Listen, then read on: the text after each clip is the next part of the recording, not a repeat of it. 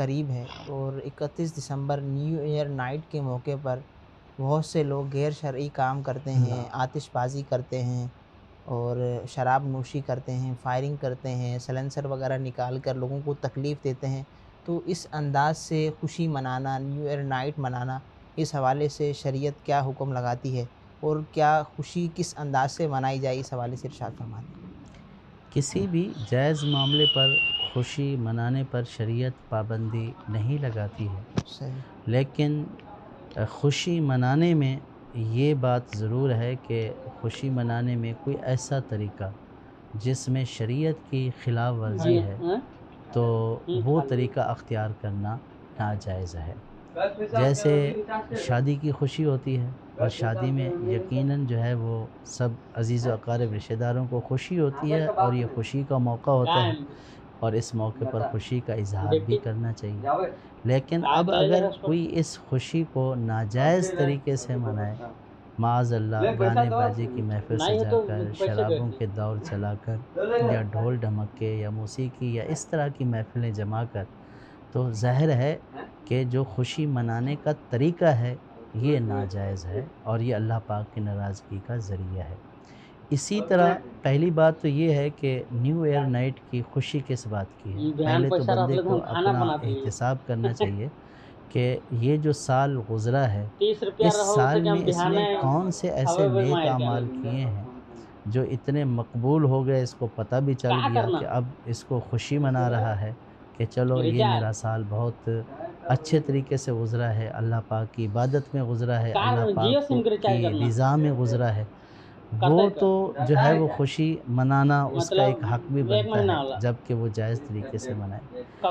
یہاں ہمارا حال تو یہ ہے کہ ہمارا سارا سال اور سال کا بلکہ اکثر حصہ جو ہے وہ گناہوں میں، نافرمانیوں میں گزرتا ہے۔ بس ہمیں ایک جو ہے وہ نئے سال کے آنے کی خوشی ہوتی ہے، نہ اپنا احتساب ہوتا ہے، نہ یہ فکر ہوتی ہے کہ نئے سال میں ہم نے کیا کرنا ہے، بلکہ نئے سال کی آمد کے ساتھ ہی گناہوں کا کھاتہ کھول دیا جاتا ہے۔ حالانکہ اچھی فعل تو یہ ہے کہ نئے سال کو اللہ پاک کی عبادت کے ساتھ، ذکر و فکر کے ساتھ، کسی ایسی محفل میں بیٹھ کر کہ جہاں اللہ پاک کی یاد ہو، جہاں رسول اللہ صلی اللہ تعالیٰ علیہ وسلم کا ذکر ہو، قرآن پاک کی تلاوت ہو، نعت خوانی ہو، مدنی مذاکرہ، بیان، اس طرح کے امور میں ہمیں جو ہے وہ نئے سال کا استقبال کرنے چاہیے، اس دعا کے ساتھ کہ یا اللہ میں نیکی سے جو ہے وہ ابتدا کر رہا ہوں، تو مجھے سارا سال اسی طرح نیک عمل کی توفیق عطا کر۔ لیکن بدقسمتی یہ ہے کہ